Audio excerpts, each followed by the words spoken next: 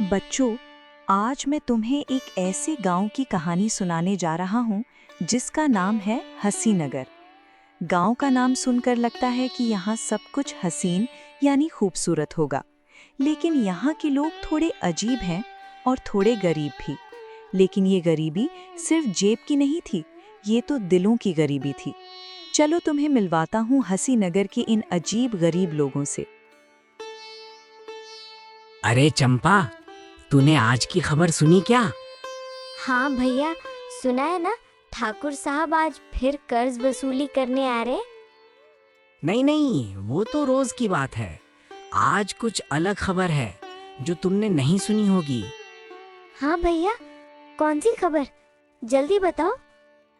सुना है कल रात वो बुढ़िया शांति के घर से अजीब अजीब आवाजें आ रही थी, और आज सुबह उसके घर के बाहर किसी ने अजीब से निशान देखे हैं। अरे बाप रे, वो बुढ़िया शांति तो पहले से ही अजीब है। कहीं वर्षों से अकेली रहती है, किसी से बात भी नहीं करती। पिछले महीने जब मैं उसके घर के सामने से जा रही थी तो उसने मुझे ऐसे घूरा था जैसे कोई भूत देख लिया हो। तभी वहां ठाकुर प्रताप सिंह आते हैं। अरे ओ मंगलू और चंपा, यहाँ खड़े खड़े क्या गप्पे मार रहे हो? जाओ अपने बाप बंसी को बुलाओ। कल तक उसने कर्ज नहीं चुकाया तो उसकी जमीन पर कब्जा कर लूंगा। जी जी ठाकुर साहब, पर हमारे पापा तो खेत गए हैं, कुछ देर में आते ही होंगे। अरे ओ मंगलू, बहाने नहीं सुनने मुझे। अपने बाप को ये बात बता देना कि कर्ज नहीं चुकाया तो जमीन मेरी हो जाएगी। और हाँ, उस बुढ़िया शांति से दूर रहना। वो औरत शैतान की पूजा करती है, पूरा गांव जानता है उसके बारे में। ठाकुर साहब चले जाते हैं। देखा भैया, ठाकुर साहब भी कह रहे हैं बुढ़िया के बारे में। चलो पंडित जी से पूछते हैं, वो जरूर कुछ जानते होंगे बुढ़िया शांति के बारे में।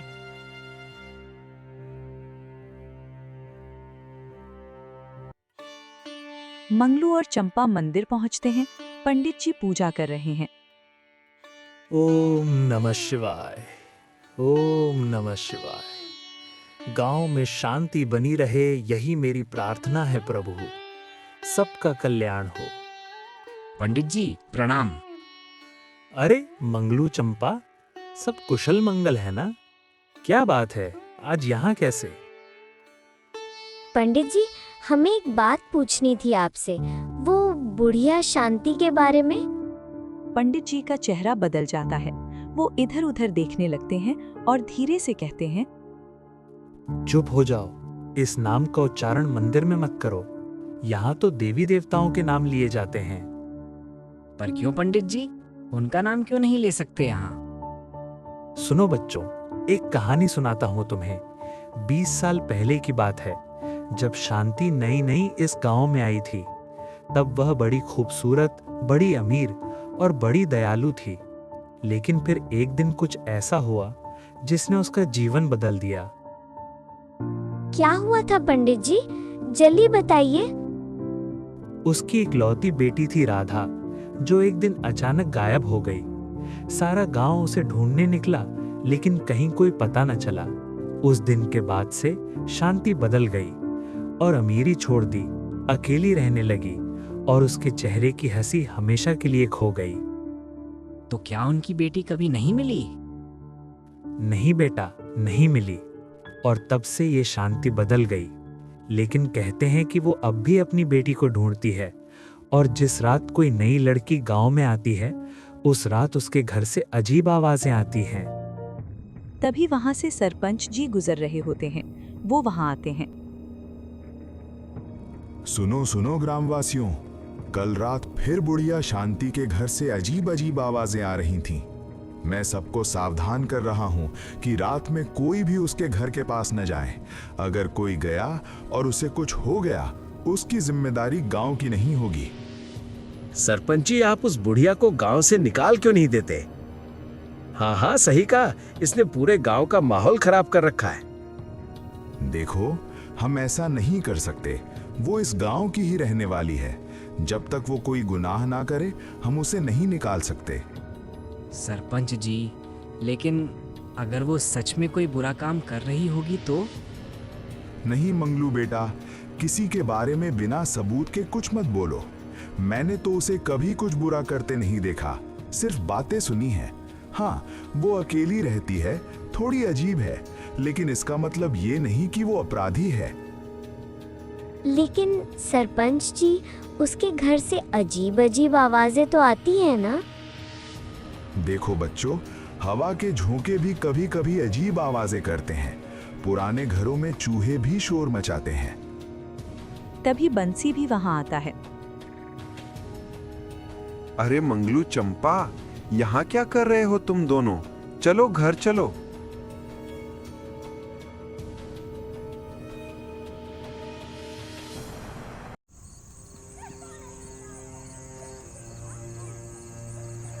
पिताजी, आज ठाकुर साहब आए थे और बोले कि अगर कल तक कर्ज नहीं चुकाया तो हमारी जमीन पर कब्जा कर लेंगे। हे भगवान, अब क्या होगा? ठाकुर साहब को 2000 रुपए देने हैं। मेरे पास में एक पैसा नहीं है। फसल भी इस बार अच्छी नहीं हुई। कल तक कर्ज नहीं चुकाया तो हम बेघर हो जाएंगे। हे भगवान, कुछ रास्ता दिखाओ। पिताजी, आप चिंता मत करो, मैं कुछ ना कुछ काम ढूंढ लूंगा। पास के शहर में जाकर मजदूरी कर लूंगा। अरे मंगलू बेटा, तू अभी छोटा है। मैं नहीं चाहता कि तुम मजदूरी करे। अभी तेरे पढ़ने की उम्र है। पिताजी, भैया सही कह रहे हैं। मैं भी काम करूंगी, बड़े घरों में बर्तन मांज दिया करूंगी। उससे कुछ पैसे आ जाएंगे और हम उस जमींदार का कर्ज भी चुका देंगे। तभी दरवाजे पर दस्तक होती है। तीनों चौंक जाते हैं। अरे चंपा बेटी, देखना तो दरवाजे पर कौन आया है। अरे आप इतनी रात को यहाँ क्या कर रही हैं? डरो मत बेटी, मैं तुम्हारी मदद करने आई हूँ। क्या कहा आपने? मदद? कैसी मदद? मुझे पता है तुम ठाकुर के कर्ज में डूबे हो और कल कर्ज चुकाने का आखिरी दिन है। ये लो। शांति पोटली खोलती है। उसमें से कुछ पुराने सिक्के और कुछ नोट निकलते हैं। ये हैं 2000 रुपए। इसे तुम कल ठाकुर को दे देना। लेकिन आपके पास इतने पैसे कहाँ से आए और आप हमारी मदद क्यों कर रही हैं? बेटा, जैसा दिखता है वैसा होता नहीं है। गरीबी सिर्फ जेब की नहीं होती, दिल की भी होती है। और कभी कभी सबसे गरीब दिखने वाले इंसान के पास सबसे बड़ा खजाना होता है। लेकिन दादी, गांव वाले तो आपके बारे में क्या क्या बोलते रहते हैं। मैं जानती हूँ बेटा, गांव वाले मेरे बारे में क्या कहते हैं। भूत प्रेत, टोना टोटका, शैतान की पूजा सब सुन चुकी हूँ। लेकिन सच्चाई कुछ और है। क्या तुम जानना चाहते हो कि क्या है सच्चाई? हाँ, हम जानना चाहते हैं। लेकिन शांति बहन, आप हमारी मदद क्यों कर रही हैं? हमने तो कभी आपके लिए कुछ नहीं किया। क्योंकि 20 साल पहले मैंने भी अपनी बेटी खोई थी। तब किसी ने मेरी मदद नहीं की। सबने मुझसे मुंह मोड़ लिया। आज मैं नहीं चाहती कि किसी और के साथ ऐसा हो। बस इतना वादा करो कि ये बात किसी को नहीं बताओगे। पर क्यों दादी, आपने तो अच्छा काम किया है।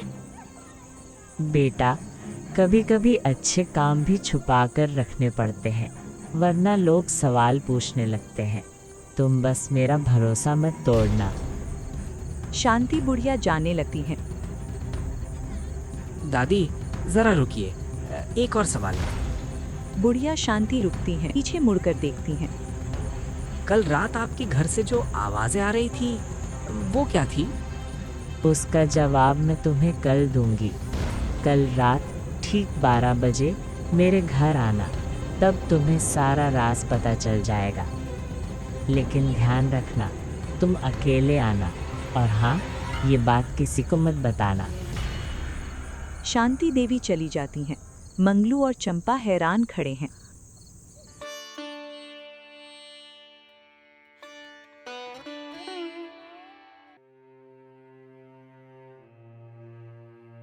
अगली सुबह बंसी, मंगलू और चंपा ठाकुर के आंगन में खड़े हैं। ये क्या, तुम्हारे पास 2000 रुपए हैं? ये कहाँ से आए? अरे बंसी, कहीं तुमने किसी के घर चोरी तो नहीं किया? नहीं नहीं ठाकुर साहब, चोरी नहीं की, बस किसी ने मदद कर दी। क्या कहा? मदद? किसने मदद की? बोलो, जल्दी बताओ मुझे। तभी चंपा बोलती है, ठाकुर साहब, हमारे रिश्तेदारों ने भेजे हैं। ठीक है, लेकिन याद रखना, अगली बार पैसे नहीं दिए तो सीधे जमीन बेचनी पड़ेगी। और हाँ, कल रात मैंने तुम लोगों को बुढ़िया के घर के पास देखा था, उससे दूर रहो, समझे? ठाकुर साहब पैसे रख लेते हैं। बंसी और बच्चे वहां से चले जाते हैं। चंपा, आज रात हमें शांति दादी के घर जाना है, याद है ना?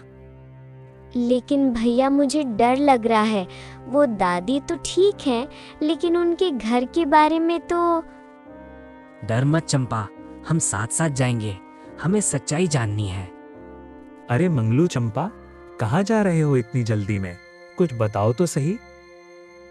पंडित जी, क्या आपको शांति दादी के बारे में कुछ और पता है? कुछ ऐसा जो आपने हमें नहीं बताया? पंडित जी इधर उधर देखते हैं और धीरे से बोलते हैं, एक बात और है बच्चों, बहुत गुप्त है, लेकिन हर साल जिस रात उसकी बेटी गायब हुई थी, उस रात शांति के घर से रोने की आवाज आती है। लेकिन सिर्फ रोने की नहीं, बल्कि एक बच्ची के हंसने की आवाज भी आती है। क्या? बच्चे के हंसने की आवाज? हाँ बेटा, और कहते हैं कि जो भी उस रात उसके घर जाता है, वो या तो गायब हो जाता है या फिर पागल हो जाता है। इसलिए बच्चों, आज रात घर से बाहर मत निकलना, आज वही रात है। इतना कहकर पंडित जी वहां से चले जाते हैं। चंपा डर जाती है और मंगलू से कहती है, भैया, सुना क्या कहा पंडित जी ने? क्या कहा? यही वो रात है जब उसकी बेटी गायब हुई थी। हमें वहां नहीं जाना चाहिए, अगर हमें कुछ हो गया तो। हाँ, और शांति दादी ने हमें आज ही रात बुलाया है, ये कोई इत्तेफाक नहीं है। चलो जाके सच का पता लगाते हैं। डरो नहीं, हमें कुछ नहीं होगा। अंधेरी रात है, चारों ओर सन्नाटा फैला हुआ है। कुत्तों के भौंकने की आवाज आ रही है। मंगलू और चंपा धीरे धीरे शांति के घर की ओर बढ़ रहे हैं। भैया, मुझे बहुत डर लग रहा है, चलो वापस चलते हैं। डर मत चंपा, देख हम पहुंच गए। सामने एक पुराना टूटा फूटा मकान, दीवारों पर दरारें लगी हैं, आसपास घास फूस उगी हुई है। मुख्य दरवाजा बंद है। दरवाजा तो बंद है भैया, चलो वापस चलते हैं। तभी अंदर से किसी बच्ची के हंसने की आवाज आती है। सुनी तूने वो आवाज? हाँ, बच्ची के हंसने की आवाज। पंडित जी सच कह रहे थे। चलो चलते हैं भैया, मुझे बहुत डर लग रहा है। तभी अचानक दरवाजा खुलता है। सामने बुढ़िया शांति खड़ी है। अंदर आ जाओ बच्चों, डरो मत। दादी, अंदर कौन है? किस बच्ची के हंसने की आवाज आ रही थी? अंदर आओगे तो पता चल जाएगा। मंगलू और चंपा झिझकते हुए अंदर जाते हैं। अंदर का दृश्य देखकर वे हैरान रह जाते हैं। ये क्या है? अंदर एक साफ सुथरा कमरा है। अंदर एक तरफ किताबें रखी हैं। सबसे हैरान करने वाली चीज है एक छोटी सी बच्ची का फोटो, जिसके चारों तरफ फूल सजे हैं और उसके पास एक छोटा सा पंखा चल रहा है, जैसे कोई सो रहा हो। दादी, ये फोटो किसका है? ये मेरी बेटी राधा की फोटो है। 20 साल पहले इसी रात वो गायब हुई थी। हर साल इस रात मैं उसकी याद में ये सब करती हूँ। यही वो आवाज़ें हैं जो लोग सुनते हैं, मेरे रोने की और उसकी याद में बजाए जाने वाले संगीत की। तो क्या आप कोई टोना टोटका नहीं करती? नहीं बेटा, मैं सिर्फ एक माँ हूँ जो अपनी बेटी को याद करती हूँ, लेकिन लोगों ने मुझे अकेला छोड़ दिया। मेरी मजबूरी को उन्होंने जादू टोना बना दिया है। तभी एक और आवाज आती है। इस बार आवाज बाहर से आ रही थी, किसी के चिल्लाने। बचाओ, बचाओ, कोई तो मेरी मदद करो, क्या कोई है? ये आवाज तो ठाकुर साहब की लग रही है। जल्दी करो, बाहर देखो क्या हुआ। मंगलू, चंपा और शांति बाहर निकलते हैं। पास के जंगल में कुछ हलचल हो रही है।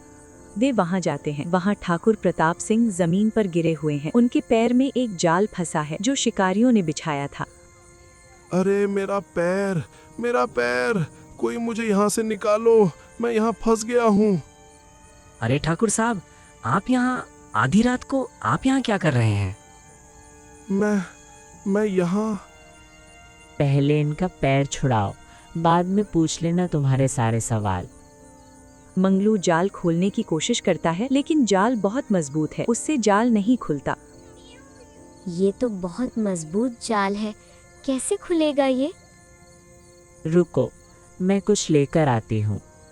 बुढ़िया मुन्नी अपने घर से एक पुरानी कुल्हाड़ी लाती है और जाल काटती है। तुमने मेरी जान बचाई।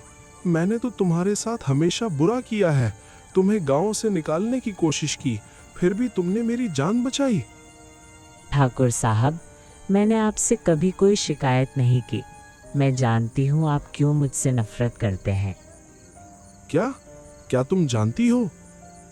हाँ, मैं सब जानती हूँ। 20 साल पहले मेरी बेटी राधा गायब हुई थी।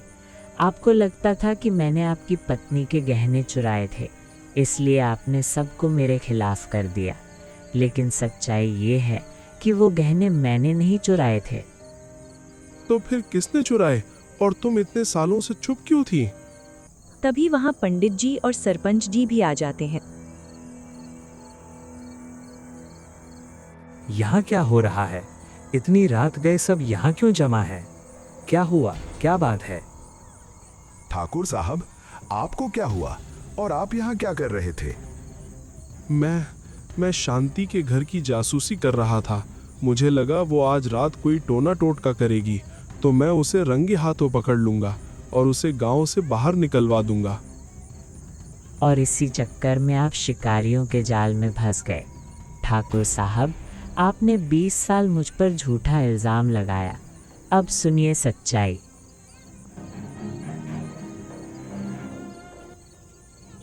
सभी शांति के घर के अंदर बैठे हैं। ठाकुर, सरपंच, पंडित जी, मंगलू, चंपा और बंसी। 20 साल पहले की बात है। मैं इस गांव में नई नई आई थी। मेरे पास धन दौलत थी, लेकिन मैं अकेली थी। मेरी बेटी राधा ही मेरी दुनिया थी। एक दिन ठाकुर साहब की पत्नी के गहने चोरी हो गए। उसी दिन मेरी बेटी गायब हो गई। तो हमें शक हुआ कि तुमने गहने चुराए हैं। लेकिन मैंने गहने नहीं चुराए थे। मैं अपनी बेटी को ढूंढती रही। सालों बाद मुझे सच्चाई पता चली। कौन सी सच्चाई? गहने चुराने वाला कोई और था, और मेरी बेटी के गायब होने के पीछे भी उसी का हाथ था। क्या तुम जानती हो वो कौन था? वो कोई और नहीं, बल्कि ठाकुर साहब का अपना भतीजा विक्रम था।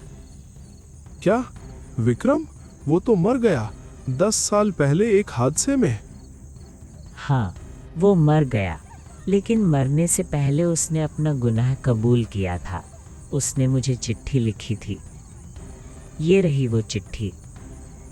शांति एक पुरानी चिट्ठी निकालती है। मैं विक्रम अपने गुनाहों का कबूल करता हूँ। मैंने चाची के गहने चुराए थे। उस दिन राधा ने मुझे चुराते देख लिया था। डर से मैंने उसे धक्का दे दिया और वो नदी में गिर गई। उसके बाद मैंने सबको बताया कि शांति देवी ने गहने चुराए हैं। सब सुनकर स्तब्ध रह जाते हैं। तो मैंने 20 साल तुम पर झूठा इल्जाम लगाया और तुमने मेरी जान बचाई। ठाकुर साहब, नफरत और बदले की आग में जलना आसान है, लेकिन माफ़ करना और आगे बढ़ना मुश्किल है। मैंने ये मुश्किल रास्ता चुना। दादी, आपने इतना दर्द सहा और किसी को बताया नहीं? बेटा, सच्चाई हमेशा सामने आती है, भले ही देर से। मैं जानती थी कि एक दिन सबको पता चलेगा, और आज वो दिन आ गया। लेकिन दादी, आपके घर से जो आवाजें आती थीं, वो वो मेरी बेटी की याद में मैं हर रात जो दिया जलाती हूँ और हवा के झोंकों से होने वाली आवाज़ें। बस लोगों ने अपने डर से उसे भूत प्रेत बना दिया।